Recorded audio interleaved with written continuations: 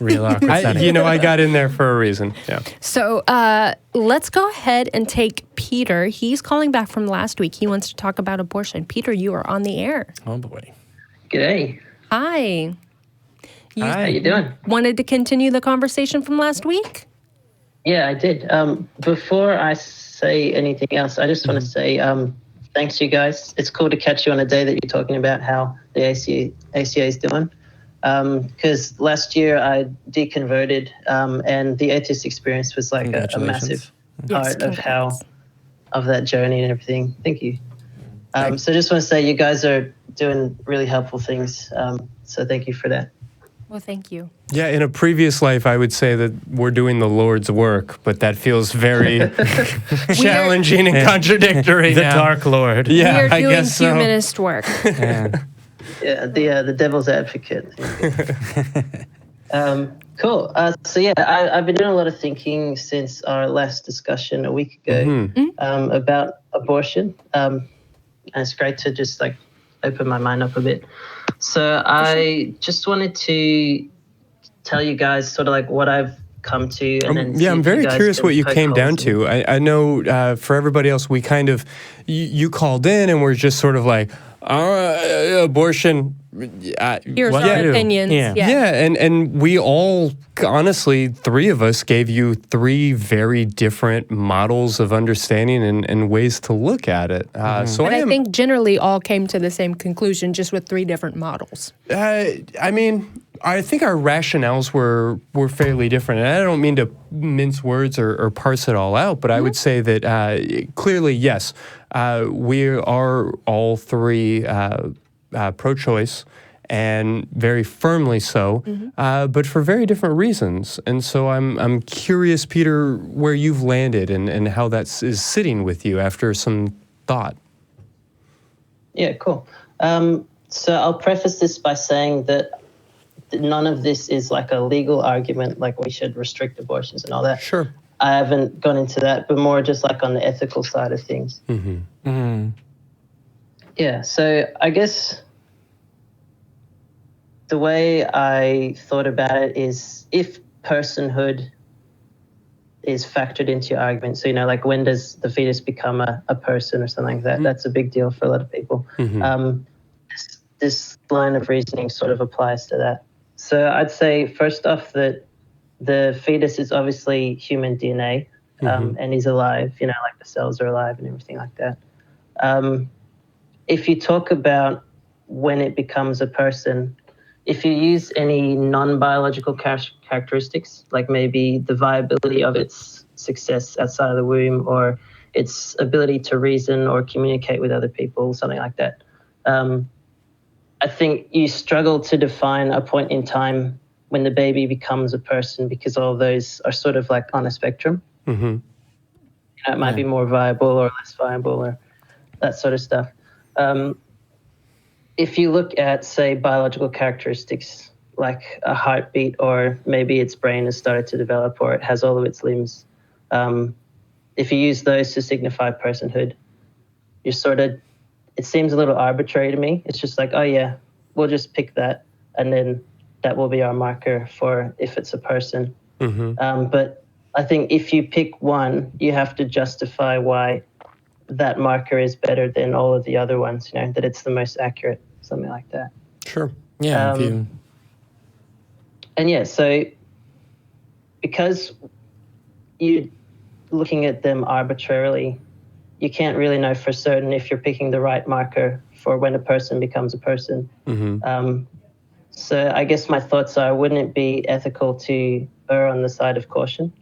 So like... Yeah, I hear that. And I don't mean to cut to the chase overly much, but I think what you're describing is sort of what we call the sled defense, right? That a fetus, a zygote, the unborn writ large, differ from human beings as we know them, differ from people who have been born because of their size, because of their development. Their level of development, because of their environment. They live inside of the womb rather than outside of the womb, and because of their degree of dependency.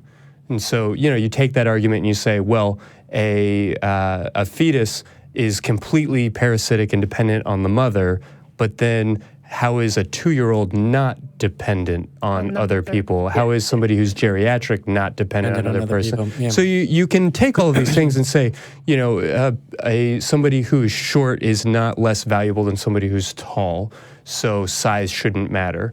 That our level of experience and our Cognitive ability. Yeah, and our cognitive ability, our level of development, that shouldn't matter because somebody who is, suffering from a low IQ or in other ways is not developmentally on track is still of the same value as a normal person. So all of these things still matter. And that's sort of the framework that you're coming from. And I hear all of that. And when you're trying to look for when does personhood start and is there in any of these different metrics a specific moment? Is it, the third trimester? Is it at any of these different points? And I would say that, no, you're totally right. If we're looking for a binary argument where you say this is the distinction between personhood, this is the moment where you become a person, this is the moment where you cannot be aborted, then you're right. A yes or no of personhood. There is no solid metric. Everything we say is going to be arbitrary. But life is about a series of arbitrary distinctions. It's not a... Yeah, a little bit of discernment, I think, is really relevant. I don't think that there is a black and white answer or response at any point. And I do think that there is levels and degrees of responsibility that come into all of these things, and they all are sort of working together. I know this all feels very murky and arbitrary, but it kind of is. Yeah, am I making any sense to you? To Yeah, me, that yes. makes sense. Yeah, I mean, that's tends not to be the way that I think about abortion, but yes. When I think about abortion, I do take all of those into consideration, and I try to be as objective as I can as far as taking into consideration the opinions and viewpoints of other people where they believe life starts, where what we might call life starts. But honestly, when it comes down to it, when I look at it, I look at the, as I still call it, the host for the fetus, which, The host. Yes, the host. Okay.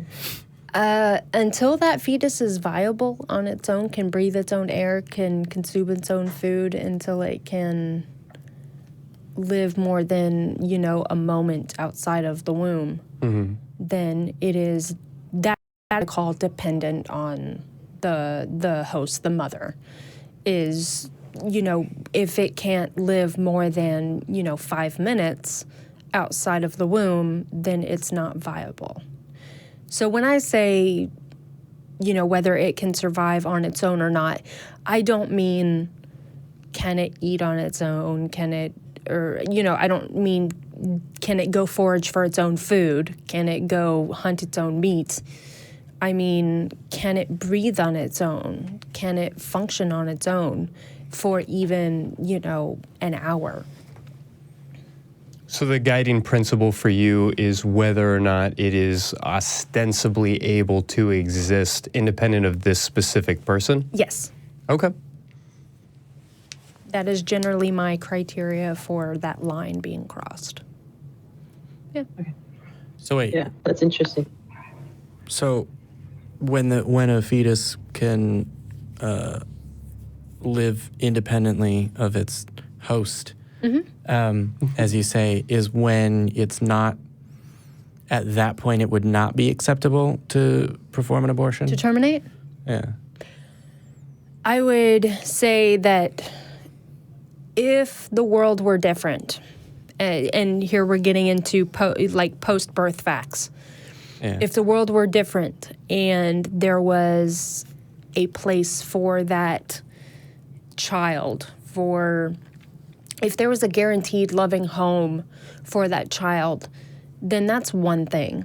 But Okay. we know that we have a very, very fucked up world. Yeah, you can't guarantee it. You can't guarantee that at all. And is that, then looking down the road, is that potential child's life going to be any better or worse for it having been born?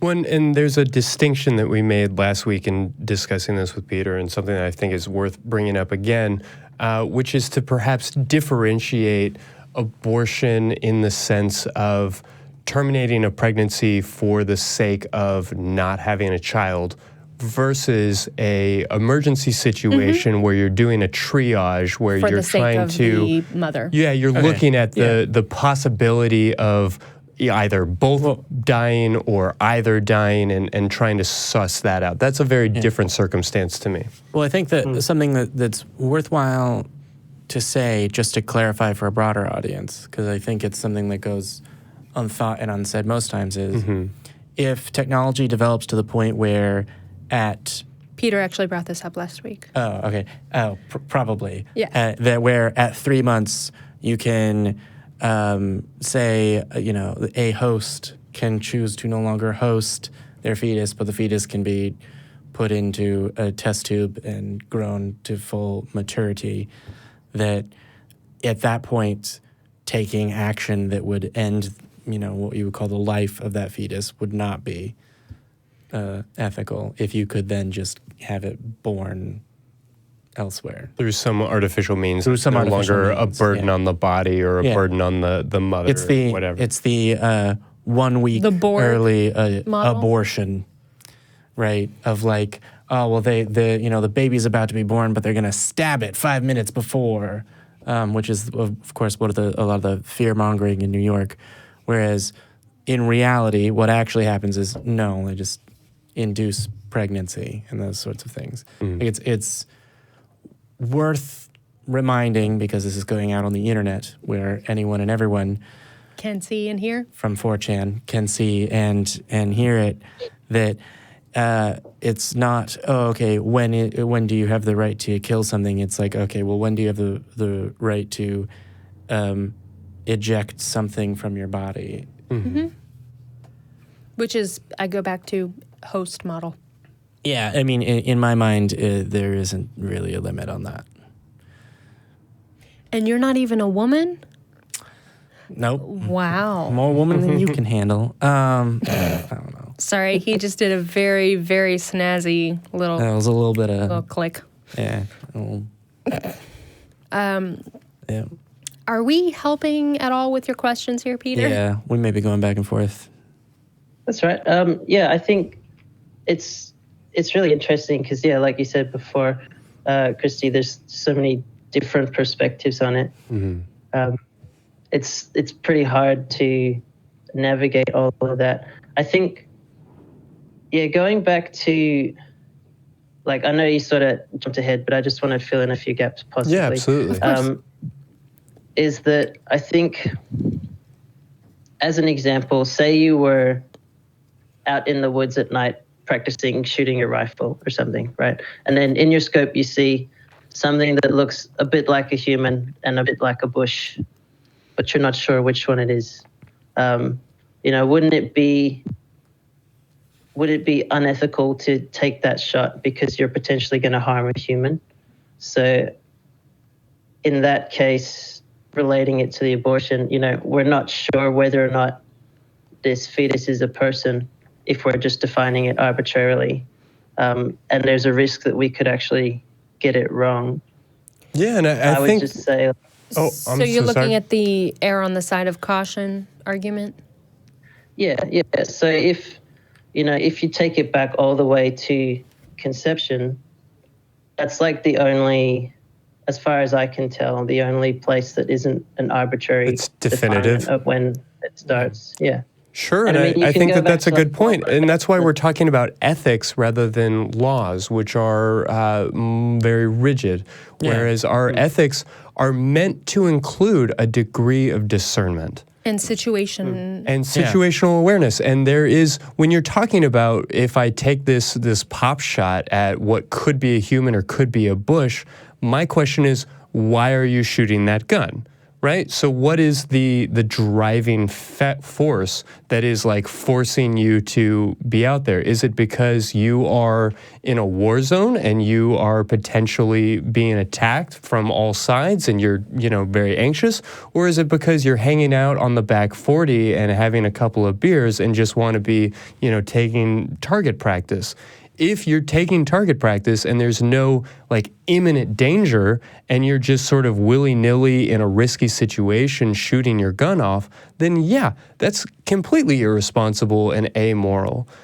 By that same token, if we're talking about abortion, if we're talking about the potential possibility of ending a life, of ending a human life, that does need to be a thoughtfully considered conversation. That does need to be something that people are really looking at. It doesn't need to be something that's just casually done. And like you're describing, there is not a definitive moment, and that's okay because we're adults having these conversations. We're thoughtful people thoughtfully considering these things. And so I do think it's very relevant to use some level of insight and discernment rather than trying to look for a magic dividing line.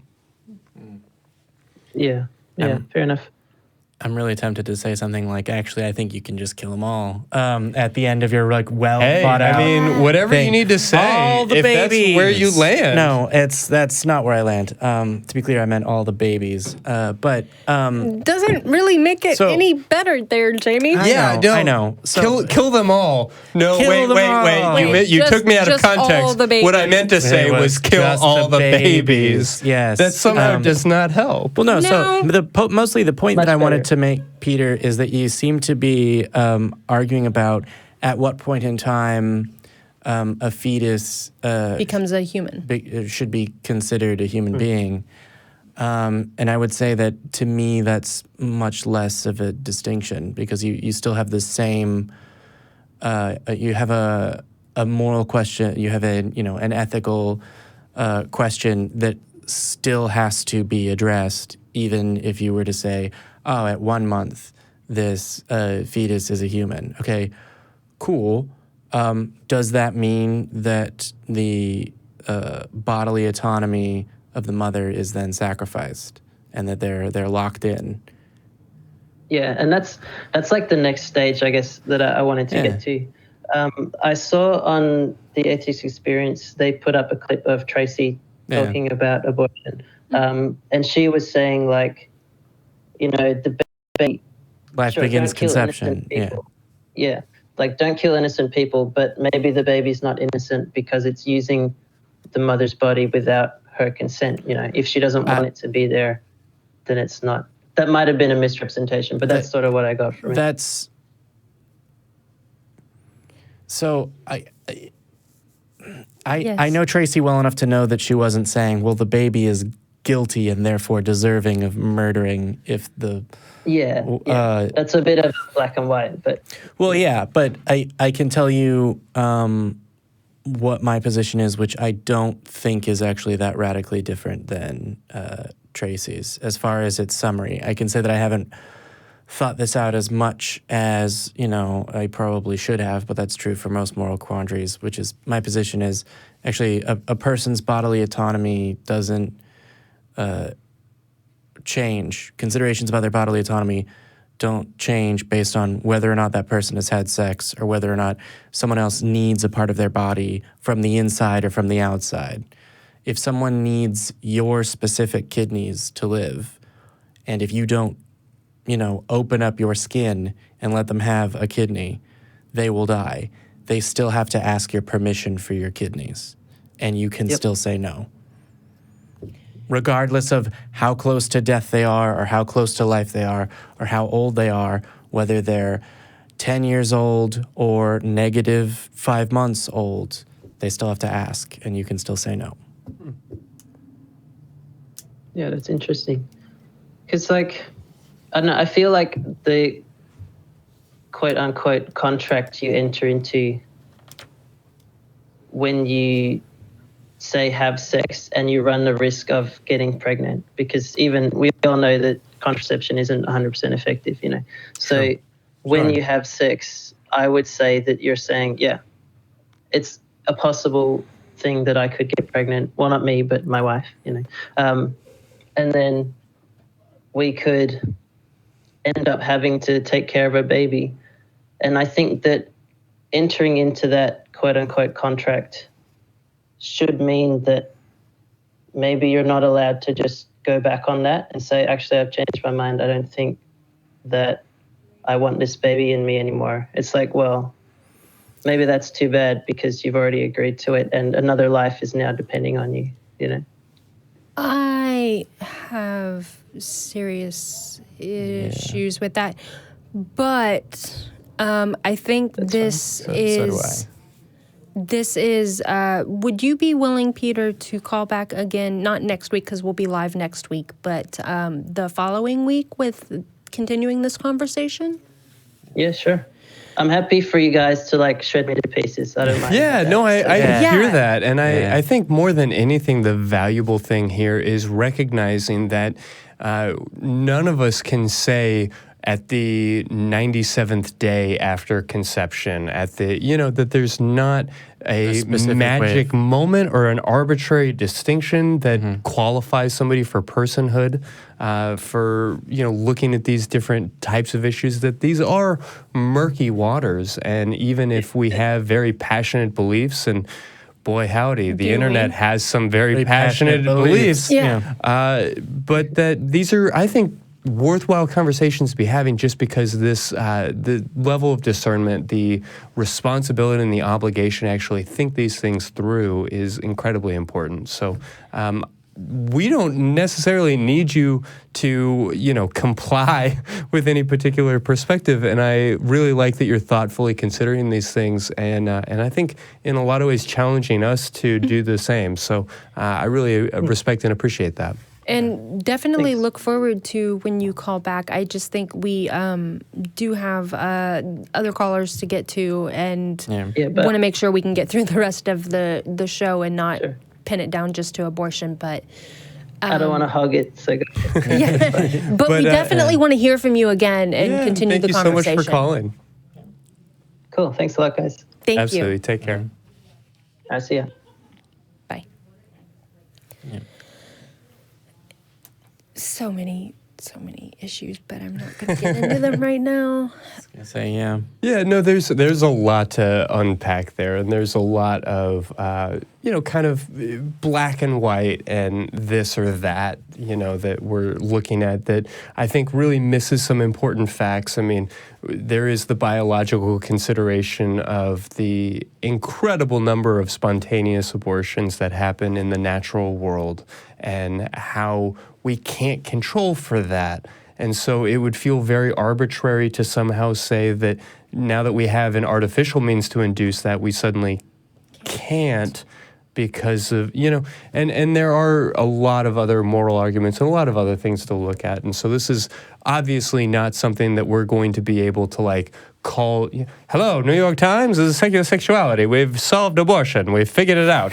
These are things that we are going to be wrestling with for a while now. Yeah. And I think that wrestling match, if we can call it that, is beautiful and valuable, and part of what being a human is, part of what being a thinking human is, part of what being a skeptic is, and I think it's part of our responsibility to be having these conversations. So thank you all.